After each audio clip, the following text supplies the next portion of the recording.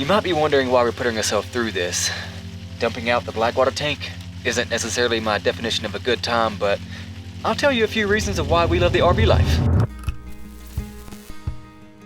Moments of excitement and moments of, why am I doing this? Make up this little diversion from reality called the RV life. It's filled with epic road trips to repairs from a damaging windstorm that just seemingly came out of nowhere. And if there's anything Jess and I have discovered throughout these past 2 months, is that you sort of need to be prepared for everything while having a present mentality, because you are only where you are at the time you are there, whatever that means. It goes without saying that living in an RV can be different. You have new excitements, new concerns, and even some new fears. One day you're in Texas, and the very next you're in Arizona heading down a dirt road seeking the next new experience. And unless you are a truck driver, that doesn't happen very often. You eventually get used to the 700-mile weekends, and the views along the way always make up for the fuel it takes to travel. Your neighbors can change every couple of weeks. Sometimes that's a good thing, and sometimes you wish you could have stayed longer. What you trade for the nomadic life, you usually give up in convenience. In our experience, it has so far been a favorable trade. I think the nomads out there have somewhat glorified the Life on the Road initiative, spreading the word on a different new way of life. But is this way of living so new? I don't think so. According to the Washington Post, 1 million Americans live on the road full time. Is there any truth to those numbers? Ride through states like Arizona and Utah and you will see more RV-oriented shops, gas stations, and drive-through washes, giving the impression that there's sort of a market for the nomadic life. Brick-and-mortar homes with an office gig was my perception of the original recipe for the middle-class happiness. And growing up through high school and some of college, that was my ultimate goal. And it didn't take us long in our careers to figure out we were pretty bored with our lives and always took an opportunity to travel when we could. At first, our main concern was what our parents and friends would think of us trying to take a vacation and turn it into a lifestyle. It required a change of jobs, a year's worth of disciplined savings, and 18 months later, we arrived at what was probably the scariest yet most exciting week of our lives. Quitting my day job and moving into a camper in hopes to find something out there on the other side.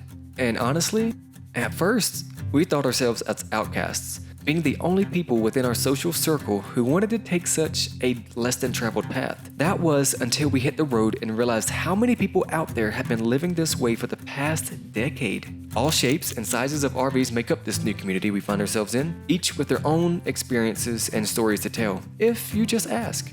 Most conversations we have with full-timers typically end in the "I can't see life any other way" sentiment, and the only regret they have is not starting sooner. Honestly, I don't like sounding like a Camping World commercial, but it's hard to deny that the less than traditional approach has felt more like a step in a positive direction. Since the end of college and leading up till now, there has not been many memories made outside of our 2-week vacations, and don't get me wrong here, this is not a bash on the traditional life with a 9-to-5 because I currently have one.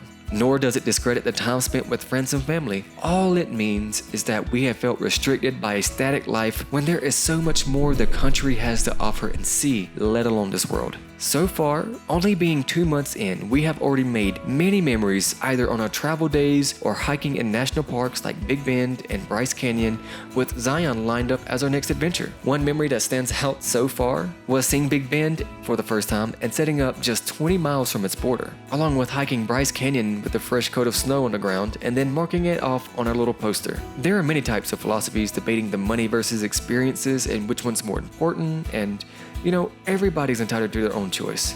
But we wanted to try things a little differently, especially while we have a little youth on our side. All I'm saying is that this time last year, we did not know if the plans would work out or if we would even like living on the road, but now we can confidently say that it was all worth it.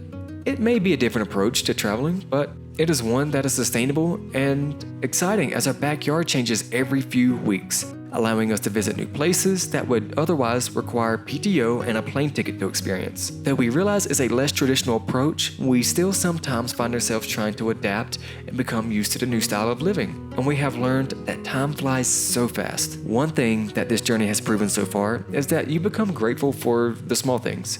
good weather, full propane tanks, and good people willing to lend a hand are all things to be thankful for. Also, that we know nothing of this world and how it works. The more we see out there, the more we realize this. We thought we could see the States in 1 year, but now we realize this is going to take a while, and that is why we love the RV life.